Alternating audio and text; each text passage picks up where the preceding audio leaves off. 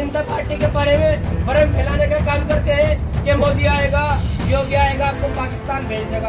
5-7 साल हो गए मोदी की सरकार, कोई एक आदमी गया? योगी मोदी, योगी मोदी, बुलडोजर बाबा की। बीजेपी का झंडा उठाने वाले एहसान राव ने पूरे चुनाव में पार्टी के लिए खूब मेहनत की और अब इस मेहनत का असर भी दिखने लगा है। 10 मार्च को आए चुनावी नतीजों में बीजेपी को जहां प्रचंड बहुमत मिला, तो वहीं जिस जिला सहारनपुर के धानवा में एहसान राव रहते हैं, उस गांव में भी एहसान राव ने मुस्लिम समुदाय का वोट बीजेपी को दिलाने के लिए खूब मेहनत की।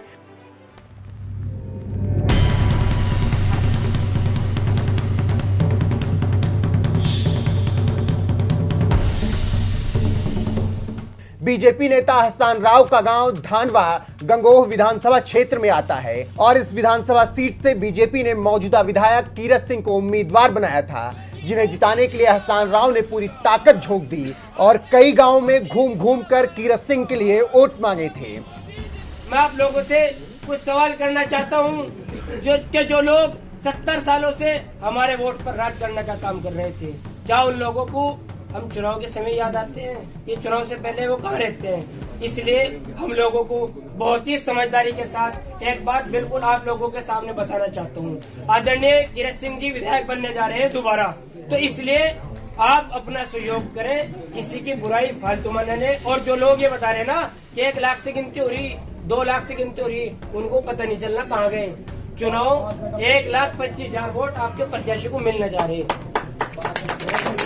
पूरे नुक्ता ब्लॉक के अंदर दलित हो, मुस्लिम हो, राजपूत हो, कश्यप हो, गुज्जर हो, कोई भी बिरादरी हो, पूरा का पूरा नुक्ता ब्लॉक में पंचायत हो चुकी, मशवरा हो चुका कि एक तरफा कीरत सिंह के साथ जाना है बिना भेदभाव के। तो साथियों, मैं तो आपको भाई, आपको बच्चों पल्ला फुला करके आपसे अपील करने के लिए आया हूँ। यहाँ मेरी बहनें भी है, इस घर में भी और इस पूरे गाँव में हमने तो आपको सब कुछ देने का काम किया।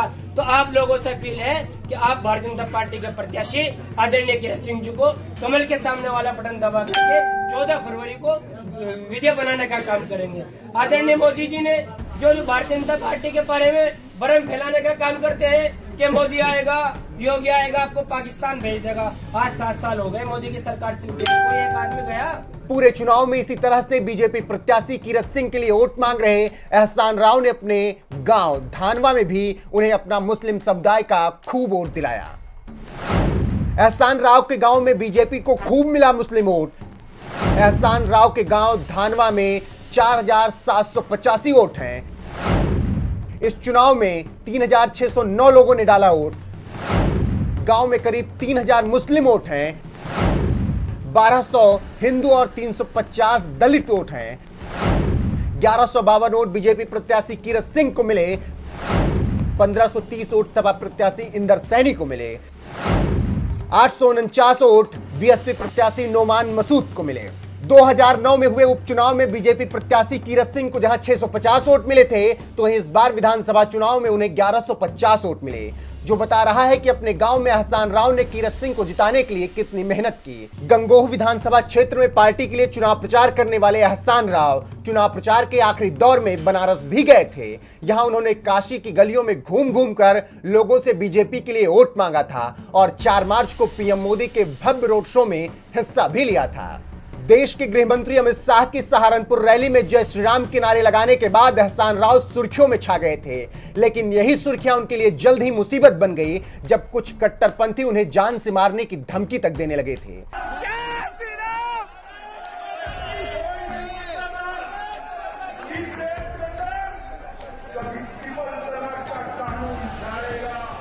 हालांकि योगी सरकार में उन्हें जल्द ही सुरक्षा मुहैया कराई गई और आज उनकी सुरक्षा में एक गनर हमेशा मौजूद रहता है। फतवों के शहर देवबंद में रहने के बावजूद जिस तरह से एहसान राव बीजेपी का झंडा उठाए हुए हैं, इस पर आपका क्या कुछ कहना है? अपनी राय कमेंट कर हमें जरूर बताएं। साथ ही 4 राज्यों में प्रचंड जीत के बाद 14 मार्च को जब देश के प्रधानमंत्री नरेंद्र मोदी संसद पहुंचे तो कैसा माहौल था, आइए आपको इसकी एक झलक दिखाते हैं। अपनी ओर से भारत पधारे ऑस्ट्रिया के संसदीय प्रतिमंडल का हार्दिक अभिनंदन करता हूं, स्वागत करता हूं। इस समय वे सदन के स्पेशल बॉक्स विराजमान है।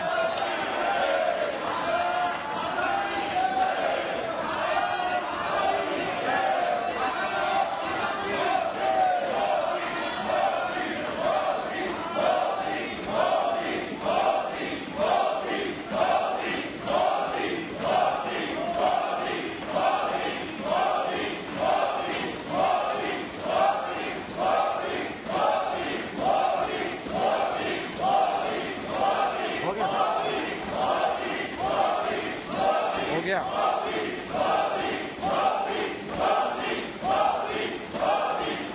गया? राष्ट्रीय की संसदीय शिष्टमंडल रविवार 13 मार्च 2022 को भारत पहुंचा। उसी दिन उन्होंने आगरा का भ्रमण किया।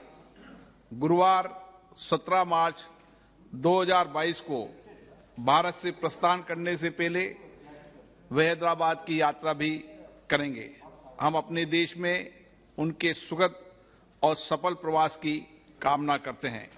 हम उनके माध्यम से ऑस्ट्रिया की राष्ट्रीय परिषद, संघीय परिषद, सरकार और ऑस्ट्रिया की मैत्रीपूर्ण जनता को अपनी ओर से तथा सभा की ओर से बधाई एवं शुभकामनाएं देते हैं।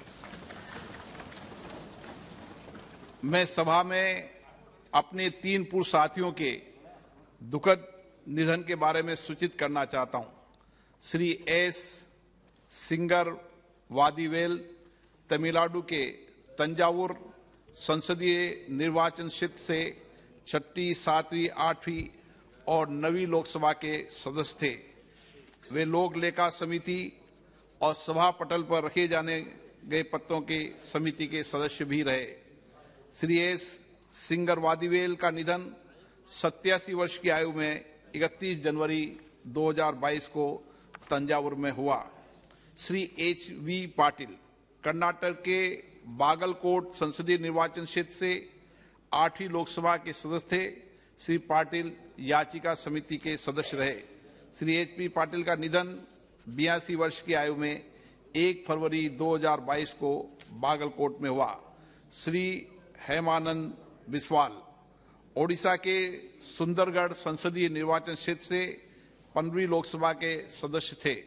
उन्होंने श्रम संबंधी समिति के सभापति के रूप में तथा सामान्य प्रयोजन समिति के सरकारी क्षेत्रों के उपकरण समिति के सदस्य के रूप में कार्य किया।